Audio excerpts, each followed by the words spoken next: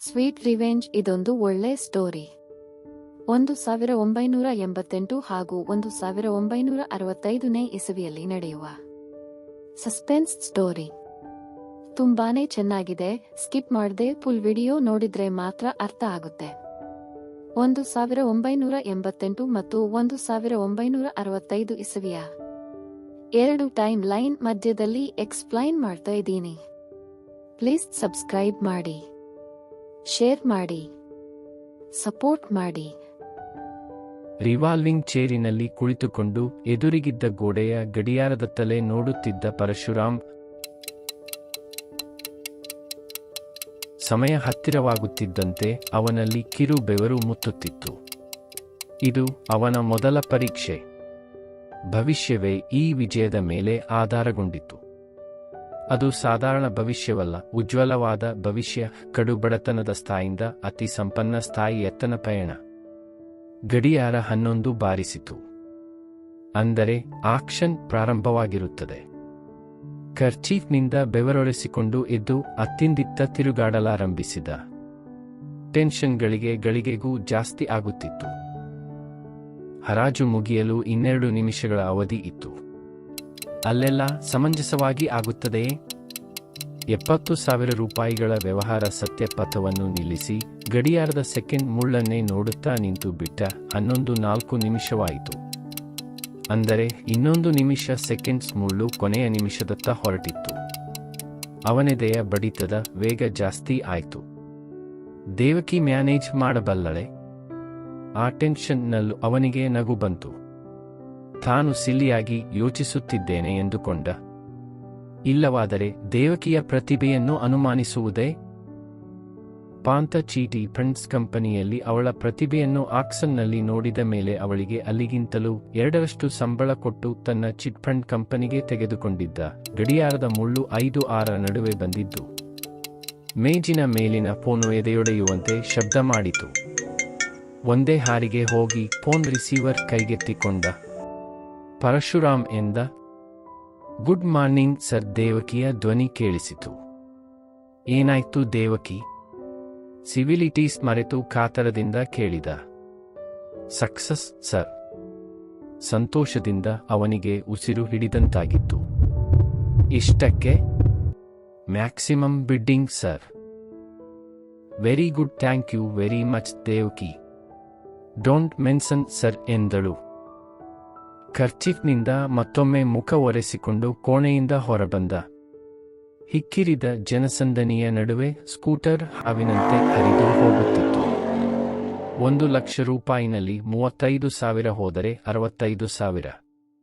ಪ್ರತಿ ಭಾನುವಾರ 65,000. ವರ್ಷದಲ್ಲಿ 30 ಲಕ್ಷ. ಅಷ್ಟೇ ಅಲ್ಲದೆ 5 ಲಕ್ಷದ ಚೀಟಿಗಳು ಕೆಲವು. ಅಂದರೆ ಅದೊಂದು 60 lakh.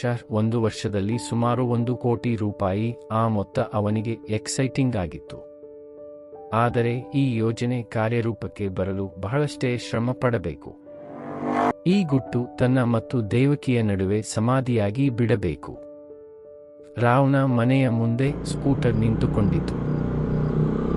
Rao and co chartered accountant ಎಂಬ ಫಲಕ ಹೊರಗೆ ತೂಗಾಡುತ್ತಿತ್ತು. ರಾವ್ ಗಡಿಯಾರವನ್ನೇ ನೋಡುತ್ತಾ ಹೊರಗೆ ನಿಂತುಕೊಂಡಿದ್ದವನು. ನಿಮ್ಮನ್ನೇ ನಿರೀಕ್ಷಿಸುತ್ತಿದ್ದೆ, ಮುಗುಳುನಗೆಯಿಂದ ಹೇಳಿದ. ಪರಶುರಾಮ್ ಅವನೊಂದಿಗೆ ಒಳಗೆ ಹೋಗಿ ಕುಳಿತುಕೊಂಡ. ಲಕ್ಷದ ಚೀಟಿಯ ಹರಾಜು ಹೇಗಾಯ್ತು ಕೇಳಿದ ರಾವ್. ಮಾಮೂಲಿ. ಬಹಳ ಜನ ಮ್ಯಾಕ್ಸಿಮಮ್ ಬಿಡ್ಡಿಂಗ್ ಮಾಡಿದ್ದರು. ಲಾಟರಿ ಎತ್ತು ಕೊಟ್ಟೆವು. ಸಾಧ್ಯವಾದಷ್ಟು ಮಾಮೂಲಾಗಿ ಮಾತನಾಡಲು ಪ್ರಯತ್ನಿಸಿದ. ರಾವಣ ಮುಖದಲ್ಲಿ ತೃಪ್ತಿ ಕಂಡುಬಂದಿತ್ತು. ಗುಡ್. ಹೊಸ ಗ್ರೂಪ್ ಯಾವುದಾದರೂ ಪ್ಲಾನ್ ಮಾಡಿದ್ದೀರಾ? ಓ, 5 ಲಕ್ಷದ್ದು ಒಂದು. 50,000 ಇತ್ತು. 2 ಭರ್ತಿಯಾಗಬೇಕು. ತಾವು ಯಾರಿಗಾದ್ರೂ ಶಿಫಾರಸ್ ಮಾಡಿದ್ರೆ? ಆಲ್ ರೈಟ್, ಇವತ್ತೇ ಕಾಂಟ್ಯಾಕ್ಟ್ ಮಾಡ್ತೀನಿ. ಇನ್ನೇನಾದ್ರೂ ಸಮಸ್ಯೆಗಳಿದೆಯೇ? No problems at all. ಪರಶುರಾಮ್ ಮುಗುಳುನಗೆಯಿಂದ ಹೇಳಿದ. ಸರಿ, ನಾನು ನನ್ನ ಕ್ಲೈಂಟ್ಸ್ ಹತ್ರ ಹೋಗ್ತೀನಿ. ಇಬ್ಬರೂ ಹೊರಬಂದರು. ರಾವ್ ಕಾರು ಸ್ಟಾರ್ಟ್ ಮಾಡಿದ. ಪರಶುರಾಮ್ ಕೂಟರ್ನಲ್ಲಿ ರಾವ್ ಚಿಟ್ ಫಂಡ್ ಆಫೀಸಿನ ಹೋರಾಟ. ಆಫೀಸಿನಲ್ಲಿ ಅವನ ಚೇಂಬರ್ಸ್ನಂತಹ ಹೋಗುತ್ತಿದ್ದಾಗ ಸ್ಟಾಫ್ ವಿನಯದಿಂದೆದ್ದು ನಿಂತರು. ಪರಶುರಾಮ್ ಡಿಸಿಪ್ಲಿನ್ನ ವಿಷಯದಲ್ಲಿ ತುಂಬಾ ಸ್ಟ್ರಿಕ್ಟ್. ಅವನು ಹಿಂದೆ ಕೆಲಸ ಮಾಡುತ್ತಿದ್ದ ಚಿಟ್ಫಂಡ್ ಕಂಪನಿಯಲ್ಲೂ ಪೂರ್ಣ ಶಿಸ್ತು ಪರಿಪಾಲಿಸಿದ್ದ. ಚಿಟ್ಫಂಡಿನ ಕಂಪನಿಗಳಲ್ಲಿ ಶಿಸ್ತು ಅತಿ ಮುಖ್ಯವಾದದ್ದು. ರಾವ್ನನ್ನು ಆಕರ್ಷಿಸಿದ್ದ ಅಂಶವದೇ. ಅದರಿಂದ ಅವನು ಬೀಸಿದ ಬಲೆಯಲ್ಲಿ ರಾವ್ ಬಿದ್ದಿದ್ದ. ರಾವ್ನಂತವರು ಚಿಟ್ಫಂಡ್ ಸ್ಥಾಪಿಸಿದರೆ ಅದು ಇನ್ಸ್ಟಂಟ್ ಸಕ್ಸಸ್ ಆಗುತ್ತದೆ ಎಂದು ಅವನಿಗೆ ಗೊತ್ತಿತ್ತು. ಏಕೆಂದರೆ ರಾವ್ನ ಕುಟುಂಬಕ್ಕೆ ತಲೆಮಾರುಗಳಿಂದ ನಗರದಲ್ಲಿರುವ ಖ್ಯಾತಿ ಅಂಥದ್ದು. ಸಾಮಾನ್ಯ ಜನರಿಗೆ ಉಪಯೋಗವಾಗುವಂತಹ ಅನೇಕ ಕಾರ್ಯಕ್ರಮಗಳನ್ನು ಆ ವಂಶ ನಿರ್ವಹಿಸಿತು. ಅದರಿಂದಲೇ ಪರಶುರಾಮ ಸೂಚಿಸಿದ ಧನ ಲಾಭದ ಯೋಜನೆಗಳನ್ನು ರಾವ್ ಕಿವಿಗೆ ಹಾಕಿಕೊಳ್ಳಲಿಲ್ಲ. ಆದರೆ ಚಿಟ್ಫಂಡ್ ಕಂಪನಿಯಿಂದ ಅನೇಕ ಮಧ್ಯಮ ವರ್ಗದವರಿಗೆ ಉಪಯೋಗವಾಗುತ್ತದೆಂಬ ಅಂಶ ರಾವ್ನನ್ನು ಪ್ರಭಾವಿತಗೊಳಿಸಿತ್ತು. ನೆರೆ ರಾಜ್ಯವಾದ ಮದರಾಸಿನಲ್ಲಿ ಚಿಟ್ಫಂಡ್ ಕಂಪನಿಗಳು ಪ್ರಜಾಭಿಮಾನವನ್ನು ಹೇಗೆ ಸೂರೆಗೊಂಡಿವೆ ಎಂಬುದನ್ನು ಪರಶುರಾಮ್ ರಾಹುಗೆ ಪ್ರತ್ಯಕ್ಷ ದರ್ಶನ ಮಾಡಿಸಿದ. ಚೀಟಿಗೆ ತಾವಾಗಿ ಸ್ವಯಂ ಪ್ರೇರಿತರಾಗಿ ಬಂದು ಸೇರುವುದು, ಪ್ರತಿ ತಿಂಗಳು ಜೂನ್ನಲ್ಲಿ ನಿಂತು ಹಣ ಕಟ್ಟುವುದನ್ನು ಅವರು ಕಂಡ ಸರ್ವಸಾಮಾನ್ಯವಾದ ದೃಶ್ಯವಾಗಿತ್ತು. ಆಲ್ ರೈಟ್ ಮಿಸ್ಟರ್ ಪರಶುರಾಮ್, ನೀವು ಹೇಳಿದ್ದಕ್ಕೆ ನಾನು ಆಗಿದ್ದೇನೆ. ಆದರೆ ನಾನು ಸ್ಥಾಪಿಸುವ ಚಿಟ್ಫಂಡ್ ಕಂಪನಿಗೆ ನೀವೇ ಮ್ಯಾನೇಜರ್ ಆಗಿ ನಿರ್ವಹಿಸಬೇಕು. ನಿಮಗೀಗ ಬರುತ್ತಿರುವ ಸಂಬಳಕ್ಕಿಂತಲೂ 500 ರೂಪಾಯಿ ಹೆಚ್ಚಾಗೆ ತೆಗೆದುಕೊಳ್ಳಿ. ನಮ್ಮ ಕಂಪನಿಗೆ ಒಳ್ಳೆಯ ಹೆಸರು ಖ್ಯಾತಿಗಳು ಬರುವಂತೆ ಮಾಡಿ. ಹಣಕ್ಕಿಂತಲೂ ನಮಗೆ ನಮ್ಮ ಸುತ್ತಮುತ್ತನವರೊಂದಿಗಿನ ಸಂಬಂಧ ನನಗೆ ಮುಖ್ಯ. ಆ ವಿಷಯ ನಿಮಗೆ ಗೊತ್ತು ಎಂದ ರಾವ್. ಎಣಿಸಿದಂತೆ ರಾವ್ ಚಿಟ್ಫಂಡ್ ಕಂಪನಿಗೆ ಅದ್ಭುತವಾದ ಆದರಣೆ ಸಿಕ್ಕಿತು. ಪ್ರಾರಂಭೋತ್ಸವದ ದಿನವೇ 26 ಗುಂಪುಗಳು 16 ಲಕ್ಷ ಟರ್ನ್ ಓವರ್ನಿಂದ ಪ್ರಾರಂಭವಾಯಿತು. ಪರಶುರಾಮ್ 6 ತಿಂಗಳು ಉಸಿರು ಬಿಗಿ ಹಿಡಿದಿದ್ದ. 6 ತಿಂಗಳಿನಲ್ಲಿ ಅವನು ಪ್ರದರ್ಶಿಸಿದ ಎಂಸಿಆರ್ಟಿಯಿಂದ ರಾವ್ಗೆ ಅವನ ಮೇಲೆ ಸಂಪೂರ್ಣ ನಂಬಿಕೆ ಉಂಟು ಮಾಡಿತು. ಅದರಿಂದ ರಾವ್ ಕಂಪನಿಗೆ ಬರುವುದನ್ನೇ ಬಿಟ್ಟುಬಿಟ್ಟಿದ್ದ. ಅಗತ್ಯವೆನಿಸಿದಾಗ ಪರಶುರಾಮ್ ತಾನೇ ಹೋಗಿ ಕಾಗದ ಪತ್ರಗಳಿಗೆ ಸಹಿ ಹಾಕಿಸಿಕೊಂಡು ಬರುತ್ತಿದ್ದ. 6 ತಿಂಗಳಿನ ನಂತರ ತನ್ನ ಯೋಜನೆಯನ್ನು ಅಂದಿನಿಂದ ಕಾರ್ಯಗತಗೊಳಿಸಲು ಅಂಕುರಾರ್ಪಣೆ ಮಾಡಿದ್ದ.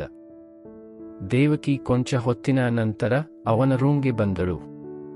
Hello Devaki, seat down Parashuram ಹೇಳಿದ. ದೇವಕಿ ಮಂದಹಾಸ ಬೀರಿ ಕುಳಿತುಕೊಂಡಳು. ಅವಳ ಅಲಂಕಾರದಲ್ಲಿ ಬಹಳಷ್ಟು ಬದಲಾವಣೆ ಬಂದಿರುವುದು ಎದ್ದು ಕಾಣುತ್ತಿತ್ತು. ಬೆಲೆ ಬಾಳುವ ಸೀರೆ, ಮೇಕಪ್, ಪರ್ಫ್ಯೂಮ್, ಅದೆಲ್ಲದರ ಅರ್ಥವೇನು ಅವನಿಗೆ ಗೊತ್ತಿತ್ತು. ಪರಶುರಾಮ್ ಸಹಿ ಹಾಕಿದ. ಅವನ ದೃಷ್ಟಿ ಅವಳ ಶರೀರವನ್ನೆಲ್ಲ ಸವರಿತ್ತು. ಅವಳ ಸಿಕ್ಸ್ತನವನ್ನು ಬಿಗಿದು ಪ್ಯಾಕ್ ಮಾಡದಂತಿತ್ತು. ಅವನ ನೋಟವನ್ನು ಗಮನಿಸಿ ದೇವಕಿ ಸೆರಗು ಸರಿಪಡಿಸಿಕೊಂಡಳು. ಆ ₹1,00,000 ರೂಪಾಯಿನ ಚೀಟಿ ಯಾರಿಗೆ ಬಂತು ಕೇಳಿದ. Number 26 sir. ಹೆಸರು ಶ್ರೀನಾಥ್ ರಾವ್, ಕೊಕೊನೆಟ್ ಬಿಸಿನೆಸ್. ಅವನ ಕಣ್ಣನ್ನೇ ನೇರವಾಗಿ ನೋಡುತ್ತಾ ಹೇಳಿದಳು. ಆ ನೋಟ್ ಅವನಲ್ಲಿ ಅವ್ಯಕ್ತವಾದ ಹಂಚಿಕೆ ಉಂಟು ಮಾಡಿತು. Very good. ಅವನು ನನ್ನ ಬೆಸ್ಟ್ ಫ್ರೆಂಡ್. ಬಿಸಿನೆಸ್ನಲ್ಲಿ ರೋಟೇಷನ್ಗೋಸ್ಕರ ಅಗತ್ಯವಾಗಿತ್ತಂತೆ. ನಿಜದ ತಲೆಯ ಮೇಲೆ ಹೊಡೆದಂತೆ ಒಂದು ಸುಳ್ಳು ಬಿಟ್ಟ. ಅವಳು ಹೌದು ಸರ್ ಎಂದು ಕೇಳಿದಾಗ ಅವಳ ಕಂಠದಲ್ಲಿ ಎಂಥ ಭಾಗವೂ ಕಂಡು ಬರದಿದ್ದುದರಿಂದ ಅವನು ಕಳವಳಗೊಂಡ. ತನ್ನ ನಾಟಕ ಅವಳಿಗೆ ಸುಳಿವು ಗೊತ್ತಾಯ್ತು ಏನು ಅಂದುಕೊಂಡಾಗ ಅವನಿಗೆ ಹೆದರಿಕೆಯೂ ಆಯ್ತು. ದೇವಕಿ ತುಂಬಾ ಬುದ್ಧಿವಂತಳೆಂದು ಗೊತ್ತಿತ್ತು. ಆ ಬುದ್ಧಿವಂತಿಕೆಯ ಬಾಣವನ್ನು ತನ್ನ ಮೇಲೆ ಪ್ರಯೋಗಿಸಿದರೆ ತುಂಬಾ ಅಪಾಯ. ತನ್ನ ಆಟ ಅವಳಿಗೆ ಗೊತ್ತಾಗಲೇಬಾರದು. ಅದರ ಅನುಮಾನವೂ ಅವಳಿಗೆ ಬರಬಾರದು. ಕೊನೆಗೆ 1 ವರ್ಷದವರೆಗಾದರೂ ಗುಟ್ಟಾಗಿರಬೇಕು. ಮುಂದಿನ ಭಾನುವಾರ ₹1,00,000 ರೂಪಾಯಿನ 2ನೆಯ ಗ್ರೂಪಿನಲ್ಲೂ ನಮಗೆ ಬೇಕಾದವರು ಕೆಲವರಿದ್ದಾರೆ. ಅವರಲ್ಲಿ ಯಾರಾದರೂ ಒಬ್ಬರಿಗೆ ಬರುವಂತೆ ಮಾಡಬೇಕು ದೇವಕಿ. ಆಯ್ತು ಸರ್. Of course. ಇದೆಲ್ಲ ಕಂಪನಿಯ ಹಿತದೃಷ್ಟಿಯಿಂದಲೇನೆ. ಅವರಿಂದ ಒಳ್ಳೆಯ ಸರ್ಕಲ್ ಬೆಳೆಯುತ್ತದೆ. ಈ ವಿಷಯವನ್ನು ತುಂಬಾ ಗೌಪ್ಯವಾಗಿರಿಸಿರಬೇಕು. ಆಯ್ತು ಸರ್.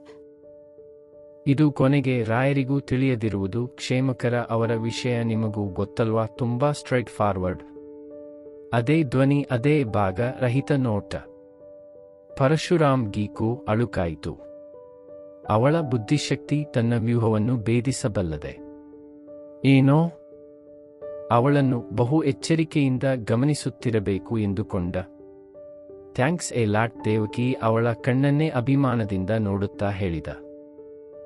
ನೋ ಮೆನ್ಸನ್ ಸರ್ ಎಂದು ಹೇಳಿ ಹೊರಟಳು. ಇನ್ನೊಂದು ವಿಷಯ ದೇವಕಿ. ಏನ್ ಸರ್? ದಿನಕರಾಯನ ಸಿದ್ಧ ಮಾಡಿರಿ. ನಾಳೆ ಎಷ್ಟು ಹೊತ್ತಿಗೆ ಶ್ಯೂರಿಟಿ ಫಾರಂ ಬರುತ್ತದೆ. ಅದನ್ನು ಅವನೇ ಮನೆಗೆ ತಂದುಕೊಡುವುದರಿಂದ ವೆರಿಫಿಕೇಶನ್ನ ಅಗತ್ಯವಿಲ್ಲವೆಂದು ರಂಗರಾಯನಿಗೆ ಹೇಳಿ, ನಾನು ಜಸ್ಟ್ ಫೋನಿನಲ್ಲಿ ವೆರಿಫೈ ಮಾಡಿಕೊಳ್ಳುತ್ತೇನೆ. ಆಯ್ತು ಸರ್.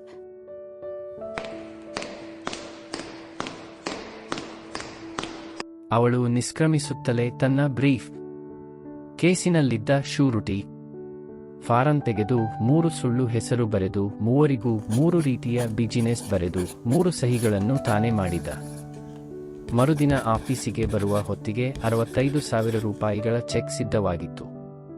ಶ್ಯೂರಿಟಿ ಫಾರಂ ಕೊಟ್ಟು ಚೆಕ್ ತೆಗೆದುಕೊಂಡು ಓಲ್ಡ್ ಸಿಟಿಯಲ್ಲಿನ ಒಂದು ಬ್ಯಾಂಕಿನಲ್ಲಿ ತ್ರಿನಾಥರಾವ್ ಎಂಬ ಹೆಸರಿನಲ್ಲಿ ಖಾತೆ ತೆಗೆದು ಡಿಪಾಸಿಟ್ ಮಾಡಿದ. ಅಲ್ಲಿನವರೆಗೂ ಅವನಿಗೆ ಧೈರ್ಯವಿರಲಿಲ್ಲ. ಅಲ್ಲಿನವರೆಗೂ ಅವನ ವ್ಯೂಹ ಜಯಪ್ರದವಾಗಿ ಆಗಿತ್ತು. ಮುಂದಿನ ವಾರದಲ್ಲೇ 2 ಲಕ್ಷದ ಚೀಟಿ ಇತ್ತು. ಅದನ್ನೇ ನಿರೀಕ್ಷಿಸುತ್ತಿದ್ದ.